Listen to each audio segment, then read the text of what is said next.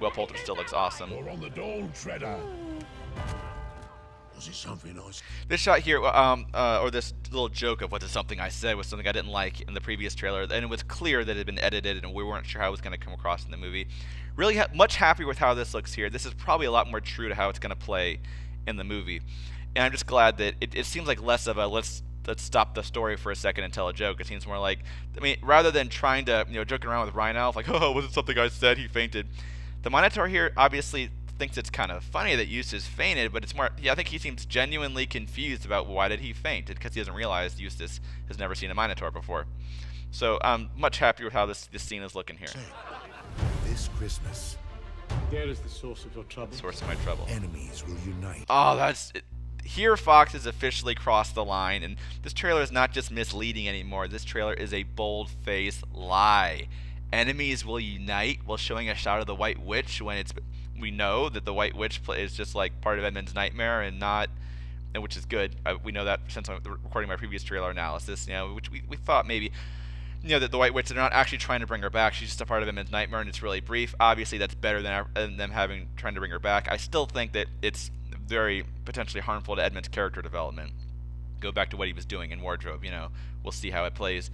But just obviously the movie is all that matters. But I ultimately all that matters is that the movie turns out good. But I still don't like. I mean, one of the reasons I want the movie to be good is that this is going to have C.S. Lewis's name on it. I want the movie to give people the right impression of what Narnia is. I don't want Narnia to be presented as something it's just totally not. And here, this is like it kind of not as big of a deal in the trailer, of course, because the trailer will die away, forgotten. The movie will be around forever, And this, it's just like they're presenting Dawn Treader. This trailer has C.S. Lewis's name in it. They should not be presenting it this way. So it bothers me how misleading this is. But then again, I am grateful at the same time to say this is misleading. It's not going to be like that. It seeks to corrupt all goodness. Wow, just when I thought Koryakin's dialogue couldn't get any worse, or couldn't get any less subtle, it seeks to corrupt all goodness. I mean, just they're making I think they're making the Minotaurs like, who's the villain? I think the darkness is basically the villain, the darkness being the manifestation of temptation. Which I think is what they're doing, trying to way to visualize it. In films, you typically want to find a way to visualize things. Obviously, it's visual storytelling, so they want a visual manifestation of temptation. Okay, I understand that. But there's also such a thing as subtlety. This big black, green blob over here, that's temptation, Visual, yes, but not very subtle. The book is wonderfully subtle and nuanced, And this is just so heavy-handed and lazy and just sounds like Hollywood crap to me, basically. Like, they're worried that all the morons in the audience won't get it. Like, just pay attention, you can figure out the theme's temptation, And so I'm trying to make sure that every single person, even the totally artistically incompetent moviegoers, will get it. Come on, it's trying to appeal to every single person in the whole wide world. It's like the book, taking a very subtle, nuanced book and adapting it into something that's so heavy-handed. I don't think it's good adaptation. Again, this is just how it's coming across to me in the trailer. Maybe Koryakin's dialogue will actually work in context somehow. The whole reasons I make these videos right now in the first place is so that I can see what were my impressions when I first saw that. I hope I watch this video years from now or even months from now and laugh at myself and go, ha, I was so worried about that, turned out fine. I hope. But this looks so cheesy. Still worried about Edmund's character development, going back to who he was in Wardrobe. To steal the light from Shot here this is world. pretty cool. Little bit fakey still, the CG water, but I'll buy it. I happen to know, by the way, that lamppost you see at the top there was intentionally they did that to look like the lamppost in Lion, the Witch, and the Wardrobe. It wasn't a coincidence. They really, really did that. I think that's cool. So this looks kind of fake, but it's still a pretty powerful shot. Not a distraction. I'll go with it. Power to stop them. That sword you carry. Lone was Islands, belayed at Slavers. Aslan's. Interesting shot here. You got Minotaur counts 6 swords here. And he said something I hadn't really thought about. I guess Lord Roop's going to be the last lord they find, huh? And that'll be like the climax of the story, basically. This whole 7 swords plot, again, I talked a lot about that in the previous trailer analysis. Really briefly, is the emphasis that concerns me. The emphasis should be on the longing for one's dream, the longing, the excitement for Aslan's country, the sense of adventure and nobility of sailing into the unknown. It shouldn't be about a desperate struggle to save the world. That is fundamentally not what Dawn Treader is. That's not a new perspective on the story. That's throwing the story in the garbage and turning it into something else. Again, The sense I get from this trailer is that that's what it is, but trailers can lie. Hopefully it's misleading. There is some reason to be, there's something really encouraging coming up in really encouraging coming up in a second I want to talk about, where it seems like the emphasis is right. If the emphasis is correct and the Seven Swords is just not what it's all about, that's just a part of something bigger, I'm not going to like it because it's still really cheesy and stupid and such a huge departure from the book, such a huge addition, a huge introduction into the mythology of Narnia, this whole Seven Swords idea. I don't think I'm going to like it, but it'll just be a big annoyance rather than outright blasphemy, if the emphasis is right. Table. Only then can the true power be released. Lies beyond Narnia itself. Aslan's country. Do you really believe there's such a place? This like sort of 10-second section of the trailer here of, Aslan's country, you really think there's such a place, even though Reaper Chief's line's kind of cheesy.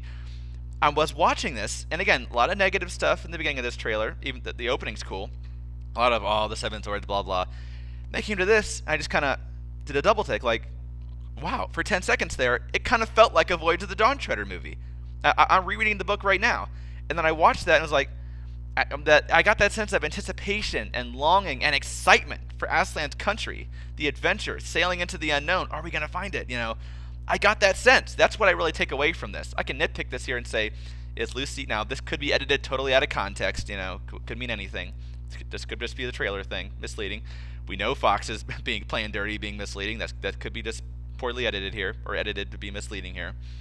But the idea of Lucy questioning the existence of Aslan's country, do I like it?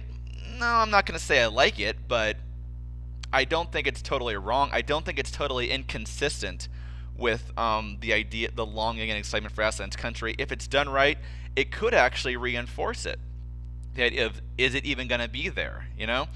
From a book perspective, you think, yeah, there's definitely, it's always over the east, over the sea, Aslan comes. Of course, there's some country that, a place where Aslan kind of resides, his sort of dwelling place, his home. In the book, Lucy asks Reaper Chief, but could Aslan's country be the kind of place you could actually sail to? And Reaper's like, he doesn't know.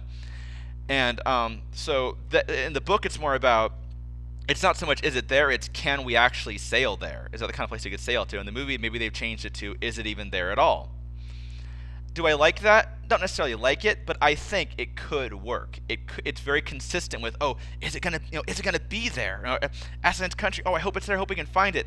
It's consistent with that excitement, that longing, that sense of anticipation. So I don't necessarily like it, but I can see where this could be good if it's done right. It could reinforce that theme.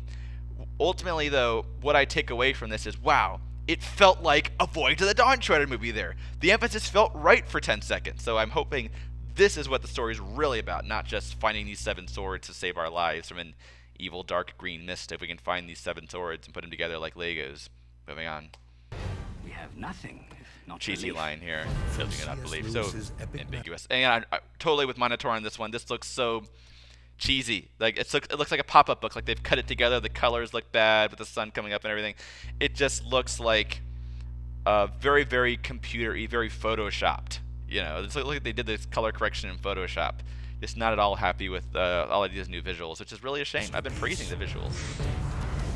Comes the motion picture event of the holiday season. Still don't really like the snow.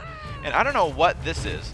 Reapy Cheap jumping in with Eustace. Eustace seems happy. Maybe this is where they come to the end and there's the drinkable light kind of thing.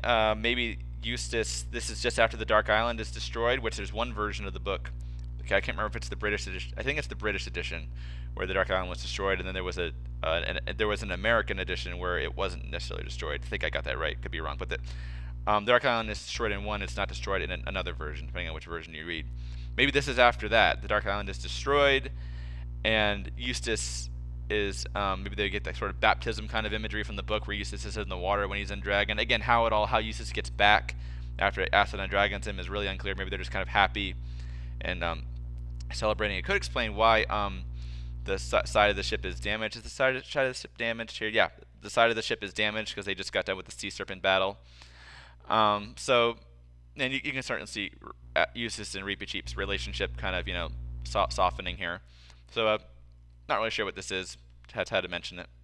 Travelers of Narnia, I am your guide.